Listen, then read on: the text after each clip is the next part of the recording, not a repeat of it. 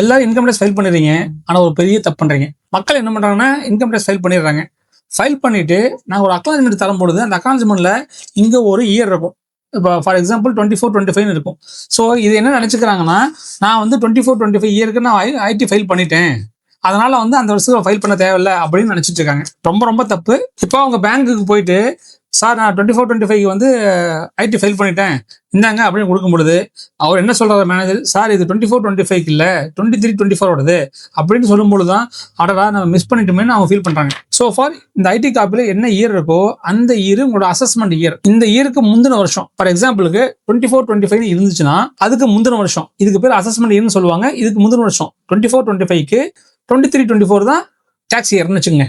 நீங்க கன்ஃபியூஸே ஆக வேண்டாம். இதுல என்ன வருஷம் இருக்கோ 24-25 இருந்துச்சுன்னா இதுக்கு பேர் அசஸ்மெண்ட் இயர். இதுக்கு முந்தின வருஷத்துக்கு தான் நீங்க ஐடி ஃபைல் பண்ணிருக்கீங்கன்னு அர்த்தம். அதாவது 23-24 தான் நீங்க ஐடி ஃபைல் பண்ணிருக்கீங்கன்னு அர்த்தம். ஸோ அந்த கன்ஃபியூஷன் ஆயிடாதீங்க.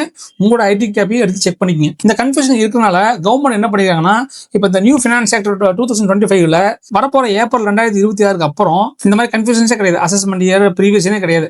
ஒரே இயர் தான், டாக்ஸ் இயர் மட்டும்தான் இருக்கும். அப்போ 26-27க்கு நீங்க ஃபைல் பண்ணினா நீ எந்த வருஷத்துக்கு ஃபைல் பண்றீங்களோ அந்த வருஷத்தோட இயரோட டீட்டெயில்ஸ் தான் இங்க வரும். ஸோ அதனால எந்த கன்ஃபியூஷனும் கிடையாது. இது வரைக்கும் ஐடி ஃபைல் பண்ணியிருந்தீங்கன்னா அதை எடுத்து செக் பண்ணி பார்த்துங்க. எந்த வருஷம் மிஸ் பண்ணிருக்காங்க பாருங்க. மிஸ் பண்ணியிருந்தீங்கன்னா உடனே ஐடி ஃபைல் பண்ணிக்கங்க. மேலும் இது போன்ற தகவலுக்கு ஸ்டே கண்டென்ட் எஸ்கே.